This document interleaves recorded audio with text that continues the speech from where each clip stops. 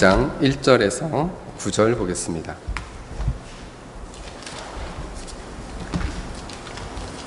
이사야서 42장 1절에서 9절입니다.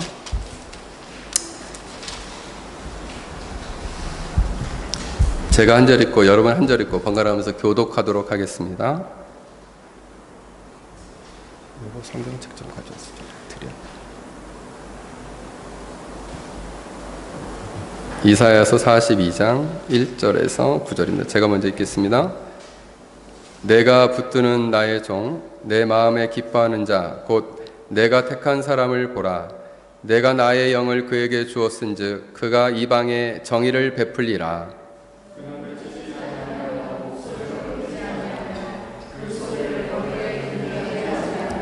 상한 갈대를 꺾지 아니하며 꺼져가는 등불을 끄지 아니하고 진실로 정의를 시행할 것이며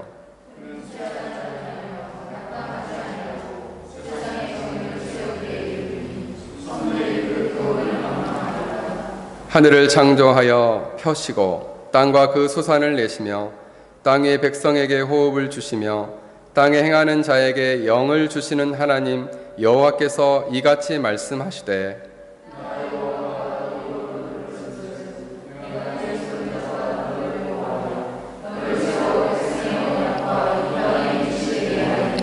내가 눈먼 자들의 눈을 밝히며 갇힌 자를 감옥에서 이끌어내며 흑암에 앉은 자를 깜방에서 나오게 하리라.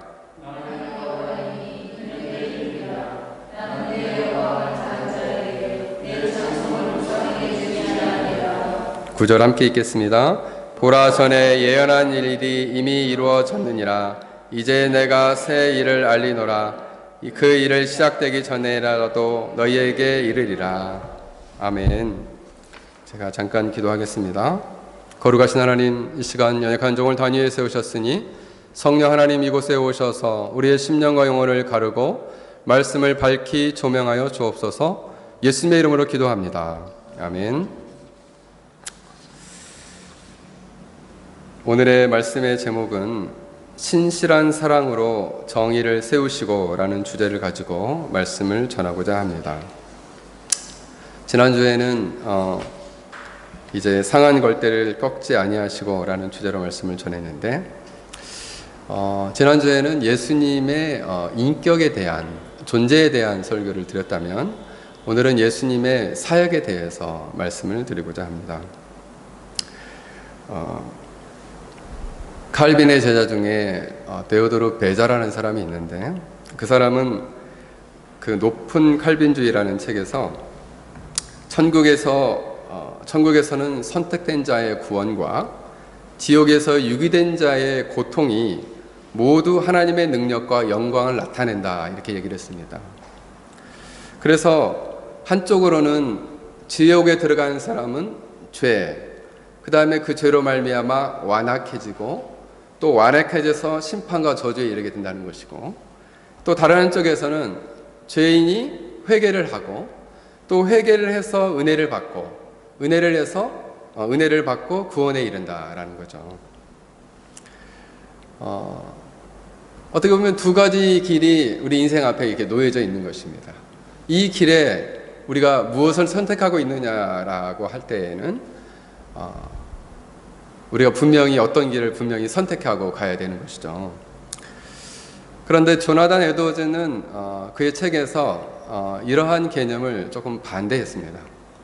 어떤 측면을 반대했냐면 유기된 자들을 통해서 그들의 고통을 통해서 하나님의 영광과 능력을 나타낸다라고 했을 때에는 너무나 하나님이 그가 생각할 때 그 하나님을 잘 좀 더 하나님의 그 성품과 그의 모습을 잘 표현됐다. 물론 공의의 부분에 있어서는 잘 표현됐다 볼 수 있겠지만은 사랑에 있어서의 그 부분이 많이 감춰졌다라고 생각을 했던 것 같아요.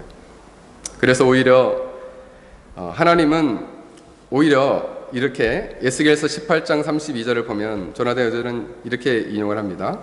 죽을 자가 죽는 것도 내가 기뻐하지 아니하나니 너희는 스스로 돌이키고 살찌니라, 이렇게 얘기를 하고, 베드로서 3장 9절을 보면 오직 주께서는 너희에 대해서 오래 참으사 아무도 멸망하지 아니하고 다 회개하기에 이르기를 원하노라 이렇게 말씀하고 있는 거죠. 그래서 오히려 조나단 에드워즈는 하나님께서는 언제 더 영광을 받으시냐라고 할 때에는 인간이 죄를 회개하고 은혜를 받고 구원에 이를 때 하나님은 훨씬 더 기뻐하시고 행복해 하신다는 거예요. 지옥에 떨어진 자들이 그 지옥의 고통을 겪는 걸 보고 있고 기뻐하시고 행복해하지 않으신다는 거죠. 그러므로 오늘 본문에 보면은 1절부터 4절까지는 예수님이 어떤 분이신가를 명확히 보여주죠. 예수님은 외치지 아니하시고 목소리를 높이지 아니하시고 그 소리가 거리에 들리지 아니하게 하실 만한 그런 온유한 성품을 가지고 계시다는 거예요. 그 큰 소리 한번 안 내시는 분이신 거죠. 상한 갈대를 꺾지 않고 꺼져가는 등불을 꺼지 아니하시는 연약한 자를 도우시는 그러한 주님이시라는 것이고, 그분은 쇠하지 아니하고 낙담하지 아니하시고 하나님의 구원코자 하시는 뜻과 계획을 불굴의 의지를 가지고 이 일을 이루시는 분이시라는 거예요. 그러면 이 일을 그는 어떻게 표현하냐면 이렇게 표현하고 있습니다. 그가 이방에 정의를 베풀리라. 정의를 베푸는 모습이 오늘 1절부터 4절까지는 세 가지로 나타나요. 정의를 베풀고 시행하고 세우고, 이것이 예수 그리스도 여호와의 종이신 메시아, 즉 예수 그리스도가 하시는 아주 핵심적인 사역입니다. 여기서 나오는 정의는 히브리 말로는 미슈파트인데, 이 미슈파트는 너무나 우리가 배울 때는 심판, 공의, 공정, 그 다음에 정의, 법령, 방식 이런 것들로 해석할 수 있는데, 이걸 너무나 좁은 의미에서의 사법적 기능에서의 판단, 공의, 공평으로만 제한해서는 안 됩니다. 그래서 우리 개역 성경에서는 이거를 잘 번역을 한 것 같아요. 정의를 베풀리라. 이 정의라는 말은 다스리다, 통치하다라는 것이에요. 하나님의 거룩한 계획과 뜻을 가지고 다스리고 통치한다는 의미입니다. 즉 하나님께서 메시아를 통해서 바로 의롭고 정의롭게 이 땅을 다스리고 통치하시겠다는 거예요. 이 다스림과 통치는 무엇으로 구현되냐면 바로 그리스도의 사랑으로 나타난다는 것입니다. 하나님께서는 인간이 범죄함으로 말미암아 인간이 하나님과 관계가 불화하게 되었죠. 관계가 안 좋게 됐어요. 이 관계를 어떻게 회복시키시는가? 바로 예수 그리스도의 사랑으로 그 관계를 회복시키셔서 하나님께 합당한 영광을 돌리도록 하신다는 것이에요. 그리고 그리스도로 말미암아 회복된 그 사람들은 하나님과의 관계에서 평화를 누리고 사람의 관계 안에서도 평화를 누리고 화평을 누리고, 그리고 그 관계에서 서로 사랑하며 살아가도록 하신다는 거죠. 그래서 어거스틴은 늘 강조하기를, 인간이 하나님과의 관계를 회복하여 사랑을 받고 그 사랑을 경험하고 다시금 그 사랑을 가지고 하나님을 사랑하고, 그러면 하나님은 다시 그 사랑을 그에게 주고, 또 그 사랑을 경험하는 그 사랑을 가지고 주위에 있는 나의 가족, 나의 남편, 나의 아내를 사랑하면 다시 그들로부터 그 사랑을 받을 때 인간은 비로소 행복해지고 인간은 비로소 너무나 기쁜 삶을 살아갈 수 있다는 것이에요. 이 상태가 바로 의로운 통치가 이렇게 이방 가운데 베풀어진 모습이에요. 그러니까 우리가 의로운 통치라고 할 때 너무나 막연한 추상적 개념으로 생각해서는 안 됩니다. 그 통치가 실현된 곳에는 항상 예수 그리스도의 사랑의 통치가 실현되고, 그 사랑이 실제로 우리의 가족과 우리 주위의 이웃과 또 우리의 가까이 있는 사람들과의 관계에서 그 사랑을 나누고 또 그 사랑을 받을 수 있다는 것이죠. 만약 여러분들이 이러한 사랑을 누리고 있다면 바로 주님이 여러분의 인생 가운데 깊이 여러분의 사랑의 통치로, 그 신실한 사랑으로 여러분과 함께하고 있다는 증거입니다. 그러면 예수님은 이 사랑을, 이 통치를 행하시는 방법에 있어서의 두 가지의 모습이 나타나는데, 이게 여러분 6절을 보면 이렇게 말씀합니다. 나 여호와가 의로 너를 불렀은즉 내가 내 손을 잡아 너를 보호하며 너를 세워 백성의 언약과 이방이 빛이 되게 하리라. 두 가지 방법인데, 하나는 그의 백성에게 온전히 언약을 맺고 그 언약을 통해 다스리겠다 하는 것이고, 또 하나는 이방에 빛이 되게 하시겠다라는 거예요. 예수 그리스도는 친히 하나님이 우리의 하나님이 되고 우리는 그의 백성이 되도록 그의 언약, 약속을 회복해 주시는 분이신 거죠. 그래서 예수님은 본인이 이 땅에 오셔서 하신 일이 새 언약을 이루시는 일이었습니다. 구약에서의 옛 언약은 아브라함의 땅과 그 다음에 자손에 대한 언약을 이루시고 그 언약을 성취하시고, 또 다윗에게 주셨던 왕권을 성취하시고, 그리고 에레미야에게 주셨던 바로 새 언약을 예레미야를 통해서 예고를 하시죠. 에스겔서 31장 31절에서 34절을 보면, 그래서 세 가지를 약속을 하시는데, 하나는 죄에 대한 완전한 사함, 두 번째는 그 마음에 놀라운 변화가 일으켜서 하나님의 법의 말씀을 그 마음에 두겠다는 것이고, 마지막 세 번째는 큰 자나 작은 자까지 하나님을 알고 하나님과의 온전한 관계를 회복하게 하시겠다라는 거예요. 이게 새 언약에 대한 예고인데, 바로 예수님이 이 땅에 오셔서 바로 친히 십자가에 죽으시고 부활하심으로 말미암아 이 새 언약을 성취하셨다라는 것입니다. 그리고 그 새 언약의 성취로서의 그 예식을 바로 이 만찬, 최후의 만찬을 베풀어 주신 것을 통해서 그 언약을 보여주셨습니다.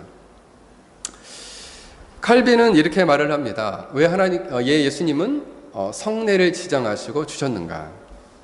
예수님은 우리가 주님의 몸을 먹고 또 먹음으로써 그 유일하신 희생의 제사의 공로의 효력을 우리로 느끼게 하시기 위함이었다라는 거죠. 예수님이 자신을 온통 하나님께 드림으로 말미암아, 그로 말미암아 우리에게 주어지는 그 속죄의 은혜를 경험하도록 하게 하셨다라는 겁니다.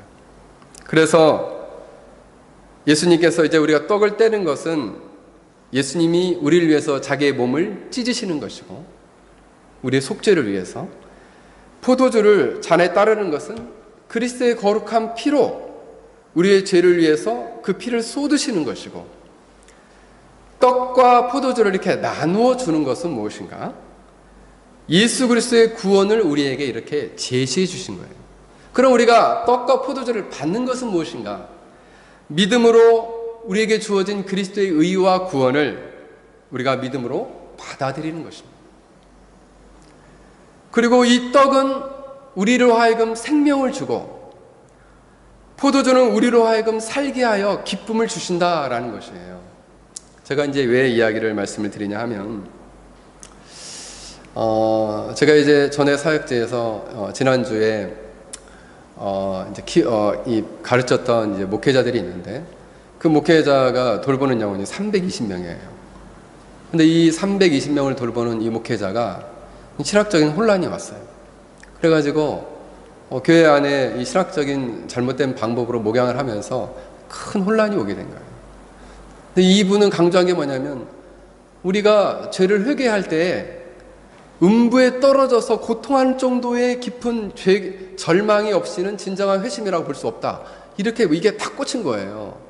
이게 이제 데오도로 반더 고레라고 하는 18세기 화란 신학자가 주장한 내용인데, 그 내용을 너무나 깊이 받아들여서, 사실 그 사상은 문제가 없는데 이거에 너무 함몰돼 버렸어요. 사상에 함몰되어 거기에 너무 매여서 교인들을 회심자, 비회심자를 구분해가지고 회심하지 못한 사람에 대해서, 자기가 판단할 때 회심하지 못한 사람에 대해서 어마어마한 저주를 쏟는 거죠. 그러니까 다시 한번 이번 주에 실학적으로 점검을 해본 거죠. 정말 그의 주장이 옳은가? 그러나 웨스트민스터 소이르문답 85번을 보면 이렇게 말씀합니다. 우리가 죄 때문에 하나님의 진노와 저주를 피하려고 하나님께서 요구하시는 건 무엇이냐? 이때 세 가지를 말하는데, 우리가 죄 때문에 받을 하나님의 진노와 저주를 피하려고 하나님이 우리에게 요구하시는 것은, 첫 번째, 예수 그리스도를 믿는 것이다. 두 번째, 생명에 이르는 회개를 하는 것이다. 세 번째, 그리스도가 우리에게 구속의 유익을 전해주기 위해서 주시는 외적 수단을 부지런히 사용하는 것이다. 이처럼 예배에 나오는 것, 말씀을 듣는 것, 성경을 읽는 것, 기도하는 것, 이런 이 은혜의 수단을 적극적으로 인용하고 예수 그리스도를 믿는 것, 생명에 이르는 회개를 하는 것, 이 세 가지가 바로 하나님의 진노와 저주로부터 벗어나서 피할 수 있는 유일한 방법이라는 거예요. 근데 이 친구는 뭐만 강조하냐면 그 생명에 이르는 회개. 근데 그 회개도 음부에 떨어지는 것 같은 고통을 경험해야만이 진정 회개라고 보는 거예요. 그런 절망이 없으면 회개가 아니야. 그러니까 이제는 그 교회에 어떤 일이 일어났냐면 사역자들이 사역을 안 하겠다는 거예요. 신학생들이 학교를 자퇴하는 거예요. 신학을 공부를 안 하겠다. 일반적인 생업을 하는 사람이 이제는 직장을 안 나가겠다. 내가 지금 구원받은지도 모르겠는데 내가 지금 직장 나가서 뭐 하냐. 이런 일이 일어난 거예요. 근데 제가 볼 때는 이 공동체가 깨어지고 있는 거죠. 회개를 너무 강조해서 공동체를 깨트리는 것도 문제예요. 그런데 놀랍게 이 하나님께서는 역사 속에서 이 웨스트민스터 이 학자들을 오랫동안 연구하게 돼서 이렇게 믿음에 대해서 이렇게 정의하고 있어요. 86번 웨스트민스터 86번입니다. 소위름문답. 예수 그리스도를 믿는 믿음이란 무엇이냐? 예수 그리스도를 믿는 믿음은 구원의 은혜인데, 구원의 은혜거든요. 회개가 먼저 아니에요. 구원의 은혜인데 이로써 우리를 구원을 위해 복음이 전해지는 대로 예수 그리스도를 받아들이고 영접하는 것이다. 이거 너무 간단한 거 아닙니까? 복음이 전해지는 대로 예수 그리스도를 받아들이고 영접하는 거 너무 간단한 거예요. 근데 여러분, 이 개혁주의를 어설프게 하면 아주 극단적인 개혁주의에 빠지게 되는데, 그 사람들이 큰 문제점이 뭐냐 하면 너무 간단하니까 이거에 자꾸 뭐를 더하는 거예요. 음부에 떨어지는 것 같은 고통을 절망하지 않는 회개는 참된 회개가 아니다. 뭘 더한 거죠. 성경은 그렇게 말하고 있지 않아요. 하나님보다 더 엄격해요. 복음이 전해주는 대로, 구원 논리의 복음이 전해주는 대로 바로 예수 그리스도를 받아들이고 영접하는 것이 믿음이래요. 여러분, 이러한 믿음을 갖고 있습니까? 할렐루야. 이게 우리에게 하나님의 진노와 저주를 피하는 참된 믿음이에요. 너무 간단한 일인데 이것을 이제는 더 무언가를 더하려고 하고 그 무언가를 덧붙이려 하니까 교회가 큰 혼란에 지금 휩싸이고 있습니다.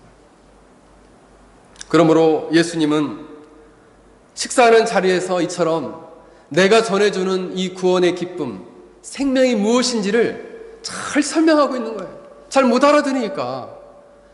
내가 이 몸을 떼서 주는 것은 나의 생명이다. 내가 이 피를 흘려주는 것은 너의 모든 죄를 씻기 위함이다. 이걸 받아 먹으라. 받아 먹는 것이 믿음이라는 거예요.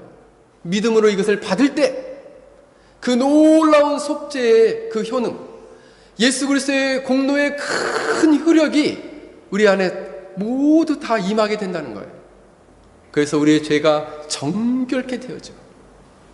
우리가 예수 그리스도의 그 보혈의 능력으로 말미암아 영원한 생명을 누리게 되는 것이고, 우리가 죄가 정결케 되니 하나님이 그토록 무서웠는데 이제는 아버지라고 부를 수 있는, 아바 아버지라고 부를 수 있는 친밀한 관계로 나아가게 되는 거죠. 그래서 언제나 힘들면 아빠라고 부를 수 있는 그런 관계로 우리를 불러주셨다는 거예요. 이것이 바로 무엇이냐면 예수 그리스도가 언약을 통해서 백성과 언약을 맺어서 이루고자 하시는 그리스도 자신이 바로 그 새 언약을 성취하시는 본으로 이 땅에 정의를 세우시는, 정의를 베푸는 방법이시고, 이 땅에 사랑을 베푸시는 방법이시고, 이 땅에 사랑의 통치를, 바로 구원의 통치를 이루시는 방법이라는 거죠. 두 번째로 이방인에 대해서는 그러면 어떻게 바로 이 정의를 베푸시는가라고 할 때에는 이방의 빛이 되어 주시겠다는 거죠. 이게 6절 말씀 이후로 보면 이렇게 말씀합니다. 7절에 내가 눈먼 자를 밝히시며, 눈먼 자들의 눈을 밝힌다. 그가 영을 받죠. 성령에 충만케 되어집니다. 그리고 성령에 충만케 되어지면서 하나님의 나라의 복음을 전하죠. 그때 그들의 눈이 착 하고 열리게 되는 것이죠. 단순히 백성을 넘어서 민족을 넘어서 이방의 빛이 되었다. 우리가 이 땅에 온 것도 이방의 빛이 되기 위함이죠. 이방의 빛이 되기 위함이에요. 예수님의 그 빛을 우리가 비추기 위함이에요. 무엇을 들어? 복음을 들어. 파푸아 뉴기니에에서 사역하는 아주 유명한 목사님, 선교사님이 계십니다. 문성 이민아 선교사님이라는 분이신데, 그분들이 지금 파푸아 뉴기니아의 코라 부족에 나아가서 지금 사역을 하신 지가 한 25년 정도 되셨답니다. 근데 이 파푸아 뉴기니아는 약 500만 정도의 사람들이 있는데, 현재는 90% 정도가 개신교와 천주교를 믿어요. 근데 100년 전만 해도 1878년에 감리교 선교사와 몇몇 교사들이 이제 그곳에 복음을 전하러 갔습니다. 근데 그 복음을 전하러 갔는데 거기에 톨라이 부족민이라고 있었어요. 톨라이 부족민. 근데 그때 온 사람을 선교사 한 사람, 교사 3사람을 잡아먹었어요. 그냥 잡아먹었어. 그래서 문성 선교사님과 이민아 선교사님이 가니까 그 부족들을 만나보니까 코라 부족 중에 나이가 많은 사람들은 사람의 어느 부위가 맛있더라 이 맛을 기억하고 있는 사람들이 있어요. 사람을 잡아먹었더니 어디가 맛있더라. 그래서 어떤 청년이 그랬답니다. 이 청년이 뭐라고 얘기했냐면, 나는 선교사님이 만약에 돌아가시면 나는 선교사님의 허벅지를 먹고 싶습니다. 그랬다는 거예요. 허벅지를 먹겠다는 거예요. 여러분 허벅지를 먹겠다고 하면은 여러분 어떻게 하겠어요? 그러니까 선교사님이 왜 허벅지를 먹겠다고 하느냐 물어봤더니, 이 코라 부족은 허벅지를 먹는 것이 가장 그 사람에 대한 존경을 표하는 거라. 나는 당신을 존경하니까 내가 허벅지를 먹겠다. 여러분, 그들은 이방인 가운데 있어서 빛이 없으니 사람을 잡아먹는 것이 죄인지도 모르고 허벅지를 먹겠다고 하는 거죠. 근데 놀랍게 복음의 빛이 들어가자 그들이 변화되기 시작했어요. 문성 이민아 선교사님은 그들의 언어가 없으니까 언어를 만들고 그 언어를 만들어서 이제 이 성경을 번역하기 시작했습니다. 그러면서 지금 젊은 제자들을 양육하고 있어요. 많은 사람들이 변화됐어요. 이처럼 우리가 복음을 전하는 이유가 무엇입니까? 그 이방 가운데 빛을 던져주기 위해서.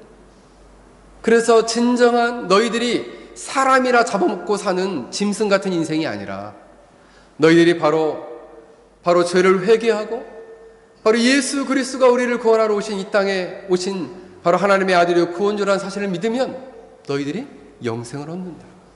그 복음의 빛을 던져주기 위해서 나아가서 그들에게 복음을 전한다. 여러분, 이 땅에도, 이 말레이시아 땅에도 아직도 태어날 때부터 무슬림으로 태어나서 내가 왜 무슬림이 된지도 모르고 참된 빛이신 예수 그리스도가 배제된 잘못된 율법을 지키며 살아가고 있는 사람들이 이 땅의 67%의 인구가 이렇게 살아가고 있어요. 3천만의 67%면 얼마입니까? 몇 천만 명의 영혼이 그 가운데 살아가고 있다는 거죠.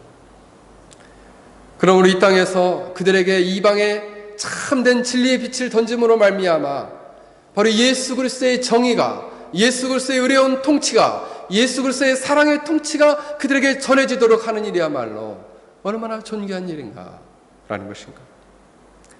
그러면 이제는 저들이 눈먼 눈을 밝혀줘서 내가 죄인이었구나, 내가 완악한 삶을 살았구나, 내가 하나님의 심판과 저주 아래 죽어갈 수밖에 없는 영혼이었구나 라는 것을 깨닫게 해서 그들로 돌아오게 하는 것이야말로 바로 주님의 사역을 지금 이 시대 2019년도에 일을 행하는 것이 바로 우리의 사명이자 우리의 인생이다 라는 것입니다.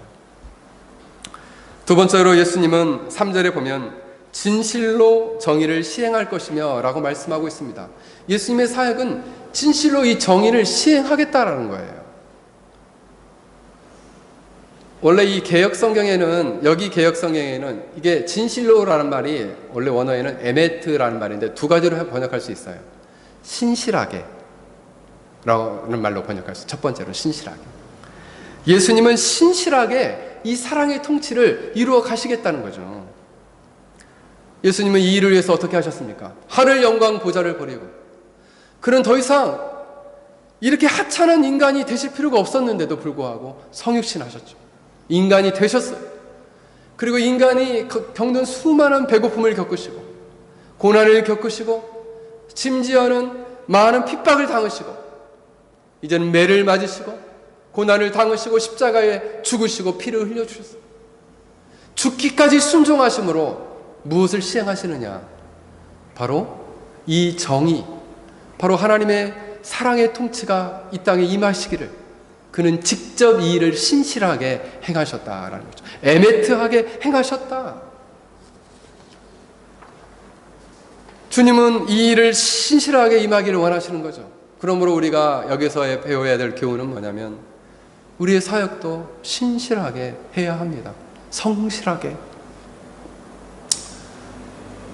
이 땅에 하나님께서 종으로 보내신 자 중에서 정말 헌신적으로 자기 인생을 불태워드린 사람이 있는가 하면, 주의 이름을 가지고 물러난 채 신실함으로부터 멀어진 사람이 있다면 참 하나님 앞에 부끄러운 일이 될 것입니다.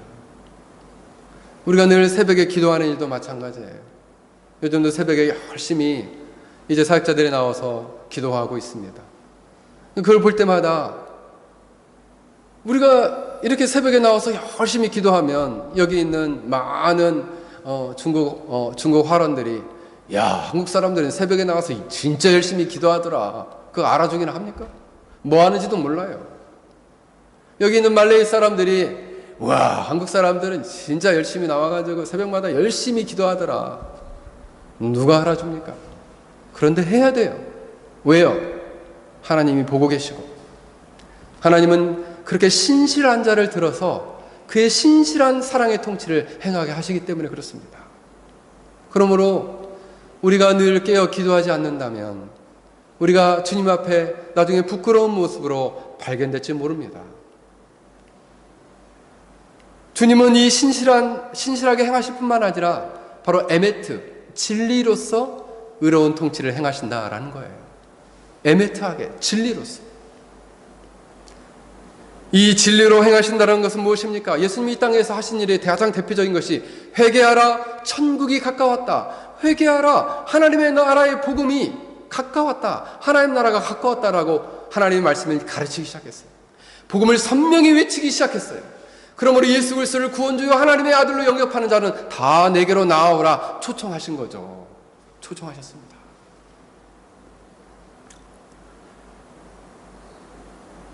주님은 제자들의 길을 예비하러 가셨습니다. 그러자 예배하러 가시겠다고 말씀하자 주님의 제자 중에 도마가 그랬습니다. 예수님이 내가 어디로 가는지 그 길을 너희가 알 것이다 그랬더니 도마가, 아유 주님, 주께서 어디로 가는지 우리는 도무지 어찌 알겠습니까? 정말 모릅니다. 어디로 가는지 전혀 알 수가 없습니다. 그러니까 주님은 뭐라고 말씀하시냐면, 네가 그 길을 모르느냐? 내가 곧 길이요 진리요 생명이니 나로 말미암자 그 아버지께로 올 자가 아무도 없다, 이렇게 말씀하십니다. 내가 곧 길이요 진리요 생명이다. 내가 길이다. 네가 그 길을 모르냐? 내가 곧 길이다 말씀합니다. 주님이 참 진리요 참 길이십니다. 이 진리의 빛 가운데 우리가 걸어가려면 참 주님을 알아야 합니다. 주님이 어떠한 분이시고 어떠한 일을 행하셨는지를 잘 알아야지 그 빛을 전해줄 수 있는 것이에요. 그러므로 진리를 배우고 깨닫는 일은 우리가 열심을 내야 되는 일입니다. 그래서 이제는 한 주나 두 주 안에 우리가 이제 사역자들을 위한, 또 사역자들 사모님들을 위해서 교육과정을 열려고 지금 생각을 하고 있습니다. 그래서 이제는 주의 복음의 빛을 전하는 자들이 진리로 무장해서 누구가 물어보든지 그 길이 무엇입니까?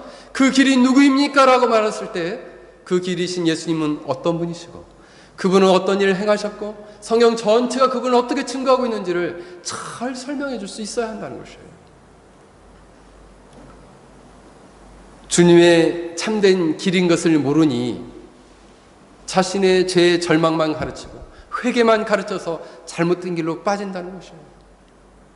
여러분, 인간이 자신만 바라보면 절망 가운데 갈 수밖에 없어요. 자신을 연민하고 자신의 처지만 자꾸 바라보면 우울증이 옵니다. 나는 왜 이럴까? 나는 왜 이 모양일까? 주님이 그렇게 생각하면 자꾸 우울해져요.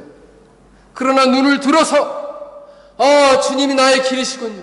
주님이 나의 진리시군요. 주님이 나의 생명이시군요. 라고 따라가면, 주님을 따라가면 그는 아버지께로 다가가게 되고 다시 한번 그에게 놀라운 은혜를 하나님께서 공급해 주신다는 것입니다. 그러므로 의로운 통치를 받는다는 것은 결국 주님을 굳게 신뢰하고 일생토록 주님과 동행하는 것이에요. 그 주님의 길을 따라 걷는 것이에요. 주님을 따라 걷는다, 길이신 주님을 따라 걷는다는 것은 과연 뭐냐? 그분을 굳게 의지하고 매 순간 그 주님과 동행하는 것이에요. 새벽에 나온 한 사역자가 저한테 이렇게 간증했습니다. 어느 날 하나님께 나와가서 기도를 하는데, 그날은 자기 기도 제목이 이렇게 쭉 있으면 이 기도 제목을, 하나님 나 기도 제목 1번 이거예요, 2번 이거예요, 3번 이거예요, 이거 꼭 응답해 주세요, 꼭 응답해 주세요, 그렇게 기도하는 거 말고 하나님이 오늘따라 나한테 이렇게 기도하기를 원하시는 마음을 주신다는 거예요. 뭐냐 그랬더니, 자신이 전날에 있었던 일들, 마음이 좀 괴롭고 엄짠했던 일들을 하나하나 고백하기를 원하시는 느낌을 받았다는 거예요. 그래가지고 전날에 있었던 마음이 언짢았던 일, 어려웠던 일들 하나하나 다 얘기했대. 그때 하나님께서 마음에 너무 큰 기쁨을 주시더라는 거예요. 우리가 하나님의 주님의 의로운 통치를 시행하고 그 의로운 통치를 받아들이며 살아간다는 것은, 주님과 그 동행하며 그 주님의 그 길을 따라 걸어간다는 것은 결국 이처럼 매 순간 주님께 자신의 삶을 하나하나 소송하게 아뢰고, 단순히 나의 기도 제목을 획득하는 시간이 아니라 매 순간 그분과 교제하며 교통하며 나아가는 것이다. 여러분, 그런 삶이 여러분 생애 가운데 있습니까? 여러분, 만약 그런 삶을 살아간다면 그 사람의 인생은 참 복된 인생이에요. 하나님이 얼마나 기뻐하시겠어요? 여러분, 유일한 생명의 길이신 주님을 따라 걸으시기를 주의 이름으로 간절히 축원합니다. 어떤 사람이 이제 천국에 갔답니다. 천국에 들어가려고 갔다. 이건 이제 꿈을 꾼 것이죠. 어떤 사람이 꿈을 꿨는데 꿈에 보니까 높은 계단들이 이렇게 있다는 거죠. 그래서 많은 사람들이 그 계단을 오르라고 하고 올라가고 있더래요. 근데 어떤 사람은 다 올라가는 모습을 보니까 다 뒤에다가 큰 사슬들을 메고 있더라는 거죠. 사슬들을. 그래서 어떤 사람은 조금 올라가다가 그 사슬에 매여가지고 올라가지 못하고, 어떤 사람은 어느 순간 그 사슬을 딱 끊어버리고 쭉 올라가니까 그 계단 위에 높은 그 천국에 도달하더라 이거예요. 그래서 자기도 계단을 올라가다가 거기 쇠사슬을 매서 뒤로 이렇게 미끄러져서 막 굴러 떨어졌다는 거예요. 그러면서 잠을 깼다는 거예요. 그때 자기에게 확 다가온 말씀이 있었는데, 히브리서 12장 1절 말씀이라는 거죠. 모든 무거운 것과 얽매이기 쉬운 죄를 벗어버리고, 그렇습니다. 우리가 하나님께로 나아가고 하나님의 나라에 들어가는 길에 있어서 우리를 메고 있는 것은 얽매이기 쉬운 죄들이죠. 그러나 여러분, 이 얽매이기 쉬운 죄는 여러분 스스로 끌어낼 수 있는 것은 아닙니다. 바로 예수 그리스도를 따라 걸을 때 가능해요. 그리스도 앞에 진실하게 죄를 회개하고 그리스도의 속죄하시는 은혜를 깊이 경험하게 될 때, 여러분, 속죄는 신학적으로 크게 4가지예요. 첫 번째는 희생이고, 두 번째는 대가를 치르는 속상이고, 세 번째는 바로 화목이에요. 화목. 이 속죄 안에는 죄를 깨끗게 함으로 말미암아 대가를 치름으로 말미암는 화목이고, 마지막이 영생, 구원이에요. 그 속죄의 은혜를 그리스도를 통해 경험할 때만이 얽매인 저도 완전히 끊어낼 수 있는 것이에요. 그리스도의 그 사람만이 천국에 다다를 수 있는 것입니다. 마지막으로 예수님이 이제 하신 일은 무엇이냐면 42장 상반절 말씀입니다. 그는 쇠하지도 않고 낙담하지도 않고 세상의 정의를 세우게 하시리니 정의를 세우신다. 그는 불굴의 의지를 가지고 낙담하거나 쇠하지 않고 물러서지 않고 이 땅에 구원의 통치, 사랑의 통치, 의로운 통치가 온전히 세워지는 일에 결코 포기하지 않으신다는 거예요. 여러분은 한 영혼을 구원하시는데 포기하지 않으신다. 그 얼마나 감사한 말입니까? 때로는 우리 자신을 보면은 쉽게 포기할 때가 많아요. 그러나 주님은 그대의 상태가 어떤 상태에 놓여 있냐면 오늘 9절, 8절, 7절 하반절에 보면 감옥에 이끌어내며 흑암에 앉은 자를 감방에서 나오게 하리라. 감옥에서 이끌어내며 흑암에 앉은 자를 감방에서 나오게 하며 그들은 무언가 죄의 사슬에 그리고 사단의 사슬에 사망의 사슬에 매여 있는 자들이죠. 마침 사망의 그늘에 흑암에 앉아 있는 자들이에요. 이들의 결국은 지옥 영원한 감방에 떨어지는 자들이죠. 여러분, 어떤 한국에서는 이제 이 밀렵꾼들이 하는 일들이 뭐냐면 깊은 산속에 가가지고 큰 이 철사 같은 올가미를 만들어서 짐승이 다니는 골고마다 놔두는 거예요. 근데 한국엔 최근에 어떤 짐승들이 많아졌냐면 이 멧돼지가 많아졌답니다. 멧돼지. 그래서 어느 분이 산에 올라가 보니까 이 멧돼지 큰 놈이 그 올가미에 딱 걸려가지고 가다가 딱 걸렸는데 확 도망가니까 이 덫 자체가 이렇게 탁 하고 챈 거예요. 이거를 이 허벅지 있는 데를 딱 챈 거죠. 근데 이 덫은요 한번 딱 채면 움직이면 움직일수록 다리가 끊어지지 않는 한 더 파고듭니다. 그렇게 만들어져 있어요. 그래서 거기서 막 헤어나려고 몸부림을 쳐도 더 깊게 나락으로 떨어지는 거예요. 그러다가 피를 쏟고 죽었다는 거죠. 마치 인간의 모습이 그와 같아요.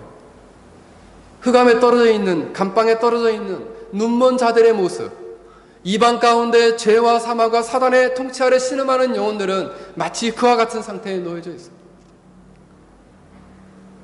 그들의 있는 얽매이는 죄에 진정한 자유와 해방이 없는 자들, 그들은 자유와 해방이 없어요.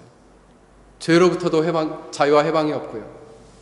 그리고 사망으로부터 진정한 자유와 해방이 없어요. 늘 죄책감에 시달려요. 늘 그 죄책감 때문에 자유와 해방감을 저는 느낄 수가 없는 거예요. 여러분, 더 이상 우리가 예수 그리스도를 믿음으로 구원자로 하나님의 아들로 영접하면 주님이 우리 안에 거하고 우리에게 은혜 안에 있기만 한다면, 우리가 그리스도 안에 있고 그 길을 따라 걷기만 한다면 죄는 더 이상 우리를 얽매일 수 없어요. 죽음이 더 이상 우리를 위협할 수 없어요. 더 나아가서는 사단은 결코 우리를 사로잡지 못하게 될 것입니다. 더 이상 우리는 두려움의 대상이 아닐 것입니다. 그러므로 우리는 이 땅 가운데 죄와 죽음의 감옥에 갇혀 있는 그들을 진정한 자유와 해방을 하는 일에 있어서 하나님이 우리를 이곳에 불러주신 것입니다. 그 길은 바로 진정한 자유와 해방의 유일한 길이신 예수 그리스도를 전하는 것이고 그들을 주께로 인도하는 것입니다. 그때 모든 사람들이 하나님께 영광을 돌리고 하나님께 찬양과 영광을 돌리게 될 것이에요. 마지막으로 그 문성 이민아 선교사님의 간증을 하고 마치고자 합니다. 이민아 이 문성 선교사님이 사역을 하고 이제 많은 그 부족민들이 변화되게 된 거예요. 근데 이 부족은 약 32개 정도 부족이 되고 인구는 약 2만 명 정도 됩니다. 이 코라 부족은. 근데 그 안에서 많은 청년들과 마을 사람들이 변화되게 된 거예요.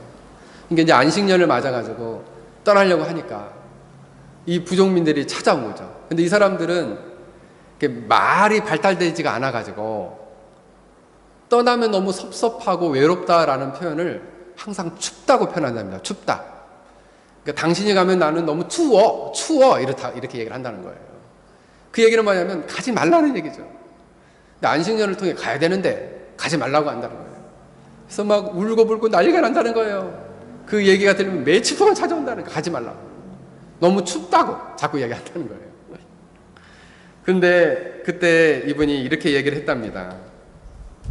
내가 나가서 여러 나라에 가서 많은 분들에게 하나님의 자녀들을 만날 것인데 내가 너희들에게 길이요 진리요 생명이신 예수 그리스도가 십자가에 죽으시고 부활하신 그 예수 그리스도를 전함으로 여러분들이 만나고 그리고 여러분들이 정말 감옥 같은 갇혔던 곳에서 해방되고 얽매여 있던 죄에서 자유를 찾고 눈먼 자들이 눈을 떴던 이 사실들을 전하고자 우리가 떠나는 거다 이렇게 얘기했대요. 그랬더니 그 부족민들이 그러면 어서 갔다 오라고 그랬대요. 그러면 어서 갔다 오라고. 근데 그 다음 날에 또 찾아왔더래 밤에. 근데 이 사람들은 밤에 악령들이 돌아다녀서 영혼들을 잡아가기 때문에 밤에 돌아다니는 것을 그렇게 무서워한답니다. 근데도 그 밤에 어떤 사람 그 부족민이 찾아왔다는 거예요. 그러면서 자기 한 손에 활과 화살을 가져왔더래요. 그러면서 그거를 주면서 얘기했다는 거죠. 우리가 이렇게 3,000m 높은 곳에 우리가 사는지를 그 세계에 있는 사람들이 어떻게 알겠습니까? 이 활과 화살을 가지고 가서 그 사람들에게 보여주면서 이 사람들이 바로 길이요 진리요 생명이신 예수님을 만나서 이렇게 변화됐다는 사실을 좀 전해 주십시오 라고 얘기를 해줬다는 거예요. 저는 이 간증에 깊이 감동을 받았습니다. 아, 그렇구나. 정말 사람을 잡아먹는 정말 이 무지한 영혼들도 이렇게 복음 속에 나타난 길이요 진리요 생명이신 주님을 만나니 그들이 진정한 자유와 해방을 누리고 더 이상 악령에 시달리지 아니하고 그 기쁨을 전하라고 하는구나. 우리가 이렇게 귀한 사명을 가지고 이 땅에 왔는데 바로 이 이방 땅에서 바로 정의이신 정의를 세우고 정의를 베풀고 정의를 온전히 시행하기까지 우리가 우리의 인생을 드리고 우리의 삶을 드리는 저와 여러분이 되시길 주의 이름으로 간절히 바랍니다. 우리 한번 같이 기도하겠습니다. 우리 말씀을 생각하며 우리 한번 기도했으면 좋겠습니다.